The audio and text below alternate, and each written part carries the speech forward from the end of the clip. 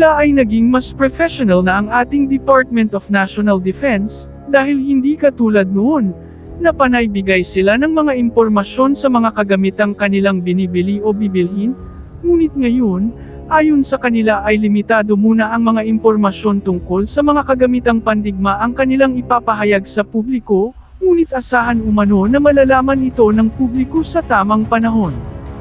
Napag-alaman na merong 60 billion pesos na nakalaan na budget para sa mga kagamitang binibili at bibilhin ng Department of National Defense ngayong taon.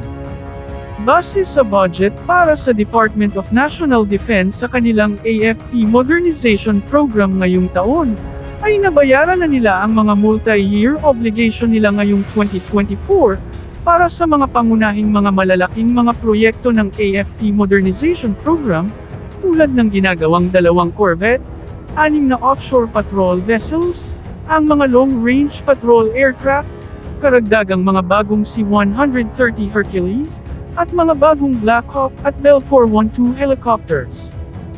Bagamat nagamit na ang 30 billion pesos sa mga kagamitang ito, ay nangahulugang mayroon pang natitirang 30 billion pesos na kailangan nilang gagamitin ngayong taon. Wala na tayong nakikitang malalaking project na babayaran pa ng Department of National Defense. Kaya naman, tayo ay naniniwala na wala itong ibang paglalaanan, kundi ang Multi-Role Fighters Project, na sinasabing tahimik na pinaprioritize ng DND ngayon. Ang JAS-39 Gripen ay nangangailangan lamang ng humigit kumulang 10 billion pesos para sa down payment para maumpisahan na ang proyekto, kaya mayroon pang natitirang 20 billion pesos, na sa ating paniwala, ay maaaring ito ay nilalaan ng Department of National Defense para naman sa mga F-16 Vipers, o kaya ay sa mga second-hand na mga F-16 Fighting Falcons. Matatandaan na sinigurado ni Defense Secretary ang pag-usad ng Multi-Role Fighters Project ngayong taon, at sinuportahan naman ito ng 3 senador na may kinalaman sa defense, bilang chairman ng Senate Committees on Defense, na sina Senator Mig Zubiri, Senator J.V. Ejercito, at Senator Jinggoy Estrada. Ang trilateral meeting ng mga Pangulo ng Amerika, Pilipinas, at Japan, na kasalukuyang nagaganap ngayon sa Amerika, ay magbubuklod pa sa 3 magkaalyadong ito, upang plansyahin, pag-usapan, at pagtibayin ang mga hakbang na kanilang gagawin, upang mapigilan itong China, at masiguro na bukas para sa lahat ang buong South China Sea. Maliban sa pagtulong sa pagpapalakas ng depensa ng Pilipinas, ang mga usapin at hakbang ng Japan at Amerika tungkol sa pagpapalakas naman ng ekonomiya ng ating bansa, ay isa rin na pagtibayin sa meeting na ito. Ito ay upang masiguro na may pagkukunan ang Pilipinas ng pera, upang masustain ito ang pagbuo ng kanyang territorial defense posture, maliban pa sa mga kagamitang transfer ng Japan at Amerika sa Pilipinas. Inaasahan nating magkaroon ng mga magagandang balita pagkatapos ng pag-uusap na ito ng 3 Pangulo. Na bagamat maaring maging limitado lamang ang ilalabas ng Department of National Defense. Dahil pinapangalagaan na ng ahensya ang mga classified information tungkol sa depensa, ngunit tiyak na magkakaroon pa rin ng mga unclassified na mga paghahayag, na magbibigay pa rin sa atin ng mga kaalaman kung ano na ang nangyari sa mga proyektong ito, lalo na ang mga F-16 na labis nang hinihintay ng bansa, lalo na ngayong mas dadami pa ang mga bilateral, trilateral at multinational patrol operations sa West Philippine Sea na gagawin ng Pilipinas at ng kanyang mga kaalyado. Ang mga kasalukuyang FA-50 ng bansa ay lubha ng nabubugbog sa kabi-kabilang mga paglipad para sa mga exercise at mga pagpapatrolya kasama ang ating mga kaibigang bansa.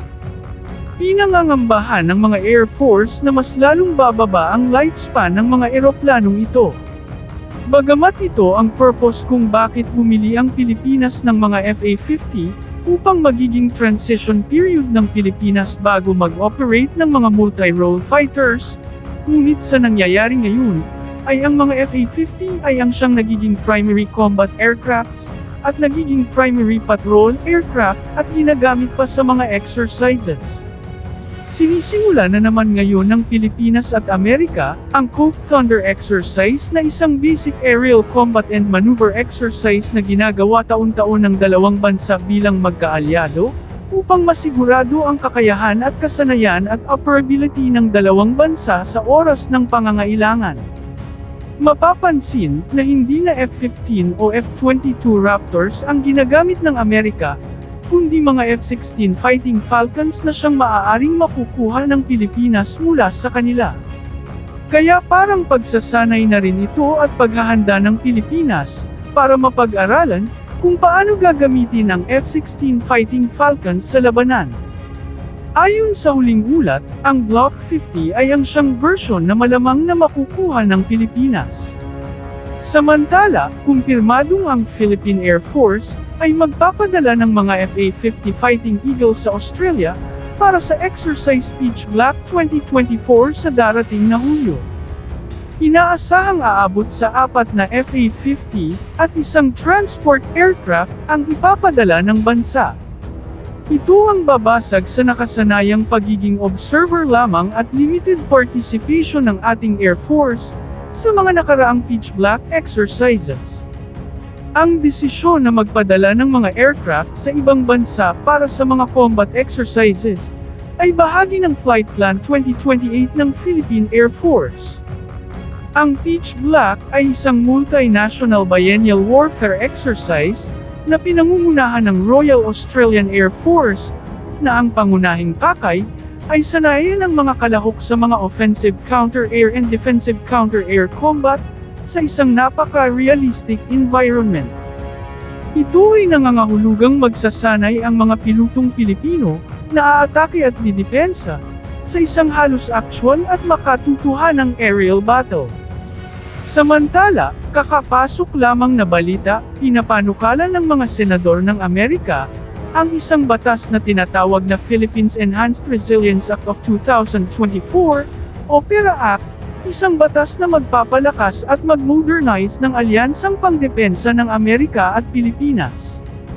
Layo ng batas na bigyan na ng malaking budget na aabot ng 20 billion bawat taon ng Pilipinas, para pambili nito sa mga kagamitang nais nito, sa loob ng 5 taon na mag-uumpisa sa susunod na taon, hanggang 2029, sobra-sobra ito para pambili ng mga bagong jet fighters. Kunti pa lang ang impormasyon tungkol dito sa ngayon, kaya ito ang ating tatalakayin sa susunod na nating mga video.